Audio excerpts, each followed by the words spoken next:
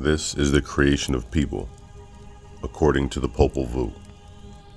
Before human beings, animals, grass, trees, and rocks were created, there was nothing but the sky above and the ocean below.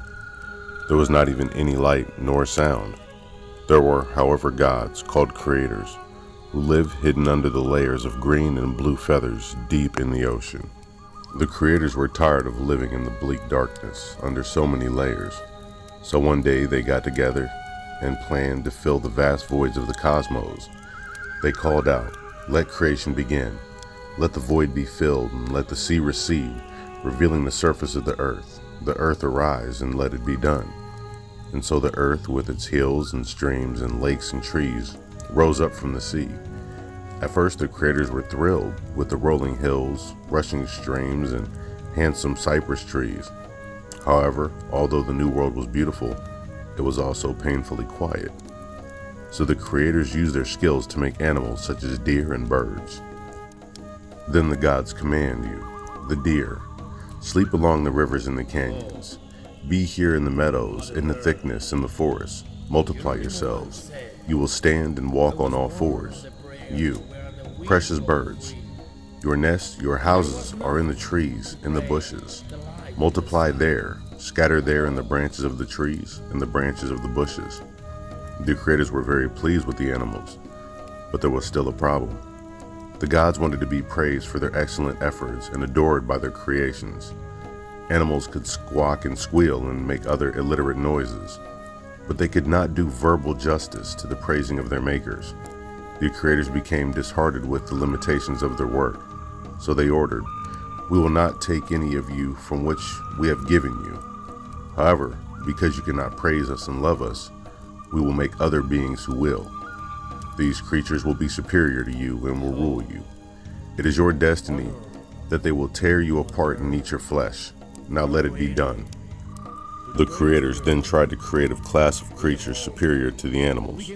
These creatures, the Maya people, would be able to speak, but it was not an easy job to carry out. First, the creators used mud to make the people. Yet the people of mud were not the kind of beings that the creators had in mind.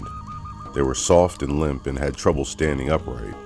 Even worse, after it rained, they became wet and soggy and could not stand up at all. In addition, they were unable to see and had no brains. They could speak, but without a brain to guide their thinking, the people's sounds were like gibberish.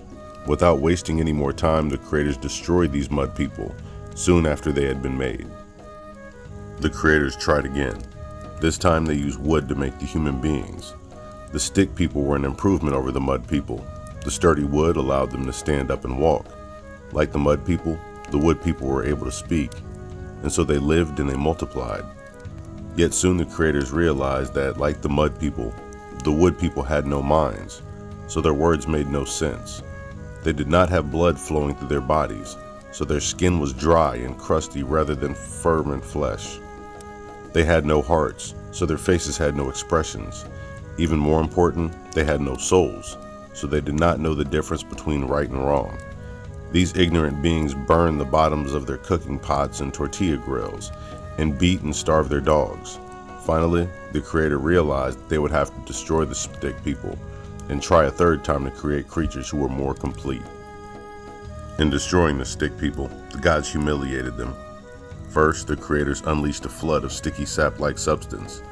The wooden humans tried to escape, but their dogs, their former victims, would not let them do so.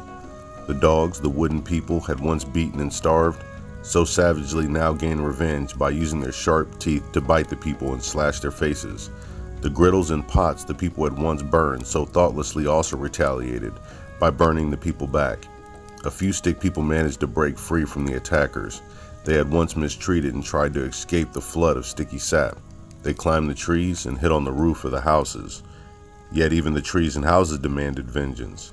The trees shook their branches until the people fell to the ground. The houses collapsed rather than protecting the wooden humans. And when the wooden race of people tried to hide inside the caves closed up. Most of the people drowned in the sap. The few who did survive had their faces twisted until they could no longer resemble humans. They became a new kind of animal. These animals were called monkeys. For a third time, the creators met to put their heads together. They needed a new way to bring life to the race of humans that they had envisioned. Just as the creators' meeting began, 4 animals came to visit: a mountain cat, a coyote, a crow, and a parrot. The animals told the creators about an amazing food called maize or corn that grew nearby in an area called the Broken Place. The creators were very curious about this new food and wished to see it for themselves.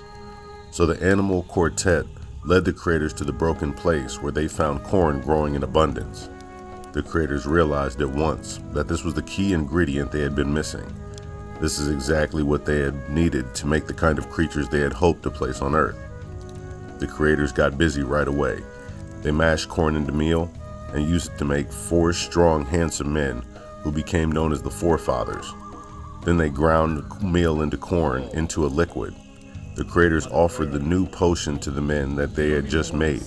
The men drank it, and suddenly they had muscles and energy. While the men slept, the creators made each one a wife, as beautiful as the men were handsome. The Forefathers gratefully thanked the creators for bringing them into the world, and for having been given the intelligence so superior that they were aware of all knowledge in the world. Much of their intelligence was aided by the men's powerful eyesight.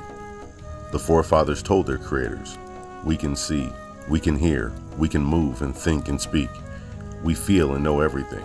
We can see everything in earth and in the sky. Thank you for having made us." They suddenly led into a new problem. As they watched this new race of people, the creators realized that by making humans too perfect, they had made a mistake.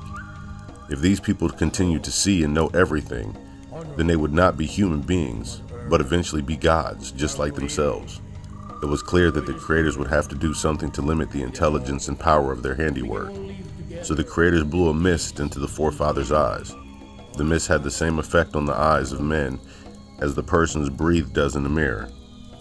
The men could still see, but not as far. They could still think, but now all their intelligence was reduced to a more modest range of knowledge. Soon the Forefathers and their wives had children. Then their children had children. And before long, there were many human beings on the earth. And this is the story of how the people were created according to the Popol Vuh.